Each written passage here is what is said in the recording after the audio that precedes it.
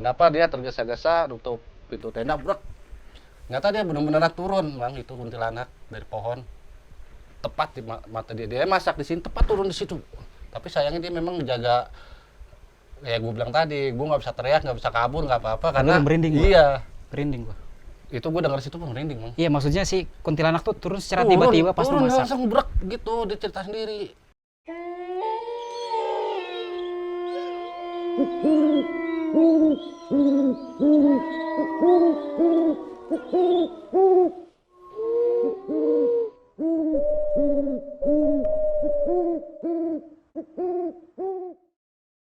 Di sebelah gua sekarang udah ada Opa yang tentunya memang tidak asing lagi, dan kita pun juga di sini kedigandaan sih sebenarnya. Jadi teman-teman dari Stormon ID juga meluncur dari Bogor ke Sukabumi. Kita nih sekarang lagi ada di Sukabumi ya Opa ya. Oh iya. Iya, tepatnya di Parabot Ulin. Jadi bagi teman-teman area Sukabumi yang memang mau belanja outdoor, linknya nanti di deskripsi. Jadi mari kita langsung ke Opa sekarang. Oke, gua Opa, biasa panggil Opa, nama IG, nama Facebook, atau nama sosmed Roy Arman. Gue di sini ikut gabung komunitas Gondrong Gunung Indonesia, kebetulan megang wilayah Jakarta Raya. Selain di komunitas, hobi lu apa-apa?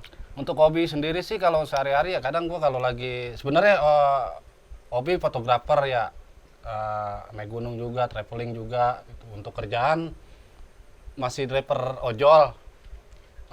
Itu aja sih. Oke, dan katanya, jadi di sini lu mau bercerita yang memang itu ada mistisnya ya?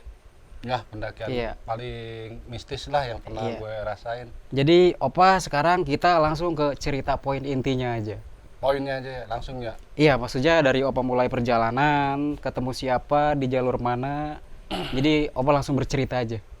Mungkin kejadian di sekitar tahun 2007. Itu lebaran setelah lebaran 2 hari. Itu sebenarnya pendakian gue ini totalnya 8 orang. Mungkin karena estimasi waktu mentok ke cuti kerja. Itu gue 8 orang itu rencana memang ke Argopuro. Cuma trek sama estimasi waktu lebih banyak. Dan teman gue inisiatif punya keinginan naik Gunung Raung. Begitupun gue, ya tercetus lah gimana kalau kita belok ke Raung.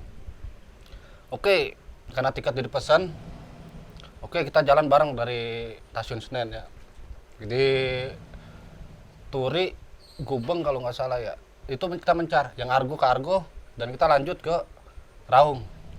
Pesan tiket kereta, dari perjalanan juga ada gangguan masalah tiket di Gubeng ke Kalibaru. Karena teman gue regis by online tapi nggak klik oke atau enggak. Jadi gue pengen nggak dapat kereta. Jadi gue otomatis balik gue ke terminal Banyuasih kalau masih inget ya. Oke, perjalanan tuh makan waktu lumayan ya. Intinya gue sampai base camp Busuto itu jam 1. Ntar dulu apa? Base camp Busuto itu maksudnya namanya Busuto apa memang kalau kayak Nama Busuto aja. Oh, Busuto aja. Ya, mungkin kalau dari wilayahnya base camp Kalibaru. Oh itu iya. jalur. Iya, iya. Itu pokoknya dari Jakarta gue berjalan hampir 25 jam. Nah, jam 1 gue tiba lah. Itu kebetulan benar pendakian itu kayak gimana ya? Gue paksain. Karena kebetulan di situ gue sakit tipes. Seminggu gue japri teman gue, ini gue masih tipes, udah ya, temen gue support, ngasih masukan, lo bisa. Dan gue sepanjang perjalanan ke Surabaya itu sampai Kalibaru itu hanya menyisakan 1 obat, amoxicillin sama suplemen. Oke, kita langsung ke Busuto ya. Di Busuto gue packing, dan di situ ada teman gue yang memang lagi guide dengan tamu, tapi dia lebih dulu nyampe di situ, nungguin gue dari pagi. Cuma berhubung dia udah nungguin gue lama, gue datang jebret, gue packing ulang sejam, gue minum suplemen sama amoxicillin. Itu gue udah tos-tosan lah. Oke, gue trek itu sekitar jam 2. Jam 2 apa nih, Opa? Jam 2 siang. Karena sebelum naik ojek dulu ya ke pos 1. Nah, di situ gue udah benar-benar udah mau mati dibilang juga sih. Karena satu sisi gue karena pengaruh obat ke jantung, gue udah temen gue itu yang get itu udah ke atas. Karena seharusnya gue harus sehari ya, kalau prosedurnya packing ulang sehari dulu memulihkan stamina. Ini tambah mendadak 1 jam langsung trek ke pos 1. Oke, pos 1 gue estimasi gue pos 3 benernya. Banyak jaranan gue habis, ya jantung gue kayak apa sih, dangdung udah kayak batuk TBC tapi gak keluar darah, udah habis-habisan gue. Teman gue ngasih semangat, terus. Sampailah tiba di pos 2, camp pos bayangan 2. Pos bayangan dulu. Pos bayangan 2 itu udah jam 5 itu udah mulai alu itu. Ya gue ngerasain karena kan awannya juga beda sih. Ya ada keganjalan-ganjalan lah, mulai dari yang manggil, suara-suara yang bikin gua kada kekidik. Satu sisi gue benar-benar kondisi 70% kalau bilang sih. Oke, masukin mulai senja gitu jam 6, nggak dengeran aja sebenarnya. Ya, itu seingat gue jam 5 jam 6 masukin maghrib. Itu di sepanjang jalur tertutup ya. Gua di satu sisi juga gelap. Bawaan barang banyak banget karena gue pikir itu pendakian memang harus butuh banyak air. Dari gue bawa 10. Itu pendakian udah nyari jalur. Di satu sisi gue jalannya nggak seperti yang biasa karena gue udah down banget, udah capek, udah batuk, udah kedinginan. Titik gue di mulai merasa mistis itu yaitu masukin maghrib, gue ada suara gitu kayak tahu sih kalau suara burung hantu apa, burung apa. Kayak manggil-manggil. Wah, Suaranya kayak begitu. itu suaranya udah kayak ini, udah berasa gua karena awal udah main. Mau bikin gua noleh tapi nggak ada. Iya. Oke, gua tergegas tuh, temen gua nyemangatin. Ayo Pak, lu kita nyari shelter. Karena lu udah down. Duduk gua ngerokok. Itu entah seperti asap atau enggak ya. Namanya makhluk gaib kan banyak versi ya, kelihatan kayak hologram, asap atau wayangan. Itu gua yang lihat gua itu asap kok kayak roket gitu. Karena gua emang kondisi gua lagi down, Lagi down lah, kurang fit terbang lah. aja gitu. Gue down, temen gue diem aja kasih rokok, padahal gue batuknya habis banget ya, itu batuk banget parah. Gue ngerokok temen gue ngeluarin air yang didirikan 5 liter buat ngurangin beban gue udah kayak orang gini, itu udah kayak orang gagu, udah pelo ngomongnya. Oke, teman gue ngeraih gue tangan gue perjalanan itu kayaknya kayak goyang, jarak semeter 2 meter tuh mulai goyang. Lu bawa keril goyang gitu. Itu ya, Apa padahal itu memang beban di yang air mineral itu 5 liter di dirigen itu udah diangkat ke air teman gua. tapi lu masih merasa Masih goyang. goyang itu bukan goyang gua sempoyongan karena sakit, itu goyang kayak asli goyang gitu. Jadi kayak ada memang yang Iya, goyangin. itu gua berpikir itu ranting. Gua pikir itu ranting karena ada nyangkut, tapi gini, kalau ranting beda, kalau nyangkut krek gitu, tapi ini goyang gitu. Aduh, gua ini ranting bukan, dalam hati kan gue udah cepet-cepet nyari shelter. Enggak, gue gini noleh ya, tapi dia kayak gini aja itu, kelihatan kayak gijat gitu, kayak gimana sih, macam kayak kuntilanak lah. Oh, Ya. tapi lu ngeliat si penampakan tersebut? Ya hanya segini aja gelap. Ah. Kan gue udah nggak gini, udah gue kalau udah ngeliat gitu gue diam, karena gue prinsip gue kalau gue teriak lu kabur. Ya, memang betul. Kalau lu memang punya kuat sama kita, udah kita lu lihat kita join lah, kayak fair lah gitu, fair-fairan. Udah diam gue. Temen gue semangat, gandeng gue bang, banyak, temulah di situ, cabang jalan, udah frustasi gue di situ, karena memang habis lebaran sepi, gue hanya berdua, temen gue yang 7 orang itu emang udah sampai shelter berapa lah, lupa, 3 sih, itu udah koneksi internetnya putus, gue jalur juga tertutup, dan akhirnya gue ketemu akhirnya tuh jalur, brak langsung, itu sebelum shelter itu gua kalau nggak salah ada cabang pohon seperti huruf A gitu, entah gua disesatkan, entah gua diganggu, entah gua apa, itu gua pede aja, gua lewatin itu, untung-untungan benernya, karena jalan setapak juga memang udah agak tertutup, mungkin jejak-jejak juga. Akhirnya gua ngikutin, bener yakin digelar shelter camp 2 itu menuju pos 2. Oke, gua kontak teman gua karena temen gue tahu gue keadaan kayak begini, nggak bisa bantuan karena dia koneksi udah putus. Temen gue bergegas lah, dia tenda, dirin tenda, masak. Kebetulan temen gue memang kan sisa hari raya ya, selang 2 hari ada bawa rendang, bawa ketupat, cuma dia masak kopi, teh hangat sih, karena buat kondisi badan gue biar hangat. Oke, masak nasi ceritanya. Gue tetap di dalam, gue itu double jaket, nggak seperti biasanya. Baju, panel, jaket 3, SB dalam gue udah dimasukin. Masak nasi biasanya sih Dan gue taunya tuh temen gue makanan udah masak, bawa ke dalam. Tapi yang bikin gue pertanyaan, dia seperti tergegas. Orang berburu-buru, gelisah. Langsung tenda, ada makan. Oke, gue ngatap makanan, dang. Dari situ juga gue memang selera makan sih kadang beda ya, nggak beda di kita di rumah atau itu di sini. Yang penting lapar pun gue masih bisa, nggak ada seleranya di situ, yang penting terisi. Nah, gue lewat di situ gue benar-benar ipo atau enggak ya, yang pasti sih gue masih tahap normal sih, masih bisa kondisiin. Gue selimutan, tengah malam gue berasa, Mang, ini kok ada yang muter-muter tenda, apa pala gue yang pusing atau apa. Gue bangun, Mang, teman gue udah tidur, muter gitu. Itu sosok apa Kalau bayangan sebenarnya, bayangan, gue nggak bisa mastiin itu kuntilanak atau apa. Yang gue tahu sih kayaknya ini masih ngikutin batin gue.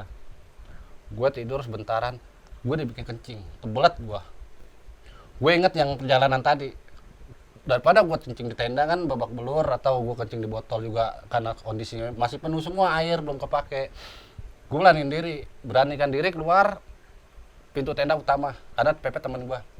Gue bilang nggak pakai headlamp, karena gue nggak tahu itu headlamp di mana, dibongkar keril seadanya aja. Gue udah pasti kebayang tuh, gue harus berani. Karena kalau kita berani, si setan juga pasti mungkin mikir kan, nih orang nggak ada saat takut gini. Tapi ya kita manusia kan, kalau di tempat luar apalagi alam bebas gini, ya gimana, tos-tosan. Gue keluar, Bang. Gue keluar itu gue kencing udah, gue latin sekarang gelap lah karena kondisinya. Oke, gue masuk. Tapi gue bingungnya nggak hitungan ada 5 menit gue bikin tablet lagi. Lu bayangin kondisinya karena gerabak-gerubuk, daripada gue kencing celana, gue baru inisiatif ternyata ada double door pintu tendanya. Nah, gue baru inisiatif, di sini aja. Gue dalam keadaan ini jadi tumpuan. Jadi gue nggak keluar tenda. Iya, jadi lu di dalam tenda lu keluar aja gitu. Iya, wah, gue ngeliat pemandangan. Dan gue udah masuk, udah kelar pikir. Tiba-tiba kok goyang gitu, goyang. Gue pikir teman gue ngulet, Mang. Buk. Bener. Kok bayangan apa? Gue pikir atau daun jatuh tuh ada atap hitam gitu aja. Aduh. Tapi gue tetap melakukan kondisi gue apa sih biar nggak halu-halu banget sih. Nah, itu gue udah kencing, gue udah aman banget, Bang. Nah, tadinya gue kedinginan sampai double panel jaket 3 kalau nggak salah sama SB. Tiba-tiba gue panas banget kondisi gue. Wah, gue bukain. Pokoknya udah benar-benar panas, keringetan bahkan. Padahal sebelumnya itu gue udah hampir dibilang masukin tahap ipo ringan, juga benernya masuk. Tapi karena gue buka, sampai gue nggak sadar lagi, entah gue pulas bangun pagi, gue udah mutusin, ini kayak gue nggak bisa dipaksa. Gue ngomong sama teman gue, lo nggak bisa nelpon kan si Get ini, lo nelpon ini aja deh, kita turun aja, nggak bisa lanjutin. Gue nyuruh dia naik nyusul, dan gue turun sama guide. Tapi tetap ya namanya teman gue solid ya, jadi berangkat dari Jakarta bareng, pulang harus bareng. Itu ya teman gue mutusin, yaudah lu turun aja Opah. Gunung nggak bakalan lari dikejar kan. Mungkin kita ngecamp cuma ngecamp aja di camp 2. Benernya udah ketawa-tawa aja itu. Benernya gue juga nggak enak buat cancel karena kondisi gue sakit, tiketnya dibeli. Kita memang udah tujuan minat kita, keinginan kita mau ke Karung, mau ngapain lagi. Intinya kita udah ngecamp di Raung gitu ya, walaupun nggak sampai puncak. Karena gue udah ngerasa gue nggak mastiin gue di camp berikutnya di medan-medan yang lebih sulit lagi, gue nggak bisa mastiin. Gue turun sampai Busuto sekitar jam 10 jam 11. Busuto kaget, lo mas baru manjak, udah turun lagi. Ya ini kondisi saya gini-gini. Busuto gue ketemu pendaki lain, benernya udah gue pikir wah udah, gue nyesel sepanjang jalanan. Nyesel gue di panjang perjalanan pulang pun gue tetap sakit, meriang. Karena gue sukses nih, karena gue nggak melawan ego gue untuk ini. Oke, gue pikir gue nyari duit lagi buat kesana. Ya, kita bus juga susah dicari karena hari raya, masih hari raya. Ada pun ditembak, bodo amat, yang penting gue bisa pulang. Tuntang-lantung di Surabaya, nyampe lah Jakarta. Pulang dari Jakarta seminggu itu gue masih ada pertanyaan gitu. Cuman gue nggak enak gitu. Dia yang pengen banget. Jadi gue kayak seolah-olah yang batalin pendakian ini. Gue datang dong ke rumahnya, pulang kerja. Kebetulan deket. Gue nanya ke udah lo gampang lah. Ya kan, duit gampang dicari, nyawa tapi susah gini-gini. Gue beneran gue nyeritain masalah kondisi gue yang goyang. Dia ketawa. begitupun gua tanya. Gua ngelihat tapi nggak cerita, lu pun begitu. Tapi tahu nggak lo yang pas masak nasi? Nah di situ gua, lo kayak gua tebak, lo kok gua liatin ngerasa gerusuk gitu. Masukin makanan, baru pada masih ngebul, nasi ke dalam tutup tenda. Oke, ntar sorry gue potong dulu. Iya. Berarti ini flashback lu setelah di Jakarta nyampe dan lu bercerita Iya, sama si teman lu. cerita. Gue Oke, bercerita lanjut. awalnya nggak ke mistik itu dulu. Iya. Gue bercerita mau gue nggak merasa gak enak karena kondisi gue yang sakit ini Iya. pendakian jadi berantakan, jadi nggak mencapai ya, manajemennya sih sebenarnya ke manajemen. Langsung ke poin yang masak tadi itu. Nah, setelah gue cerita sakit karena gue diganggu juga gini, gue ya, kayak orang halusinasi sama, dia jawab pun sama karena kondisi dia nggak bercerita karena udah kita saling tahu kan, kita kalau ngeliat udah cukup, nanti kita di bawah atau lah ya. Di situ dia cerita yang menurut gua wah ini dia kenapa dia tergesa-gesa nutup pintu tenda brek, ternyata dia benar-benar turun bang, itu kuntilanak dari pohon tepat di mata dia masak di sini tepat turun di situ, tapi sayangnya dia memang menjaga. Ya gue bilang tadi, gue nggak bisa teriak, nggak bisa kabur, nggak apa-apa karena merinding gua. iya, Merinding gua. itu gue dengar situ merinding bang. Iya, maksudnya si kuntilanak tuh turun secara tiba-tiba pas lu turun masak. langsung brek gitu, dia cerita sendiri. Kan dia nebak, lo kenapa? Lo lihat gak waktu gue tutup penjara secara gesa-gesa masukin makanan lu? Brek. Ya nggak tahu lah, gue pikir udah masak kan lo masukin ke dalam. Gue tuh kuntilanaknya turun, dia langsung sekak gitu. Itu berarti yang di atas tenda tadi itu kali. Itu kuntilanak ngikutin lo dari awal. Benar-benar gak lo? Di kiri lo ada. Dia bilang kan, ya sih gue ngeliat lo tuh goyang-goyang gini dan gue duduk gini minta rokok tuh gue ngeliat, tapi yang bikin gue merinding banget ya itu. Coba seandainya gue yang masak mungkin pingsan karena kondisi udah gak stabil, pokoknya itu gue udah bayangin aja udah serem banget. Itu turun dari pohon bleng gitu, temen gue langsung masukin tutup tenda, nggak ngomong ke gue, langsung molor. Sisa dari molor itu gue yang kena dikerjain. Untungnya waktu gue kencing gue nggak turun lagi, gue pikir kan gue nggak tahu dia kalau emang yang di atas dia turun, tapi setelah gue masuk dia masih muter aja masih di situ. Dia ketolong juga sih, masih langsung ke pagi. Gue pendakian Raung ini yang gue pikir benar paling mistis.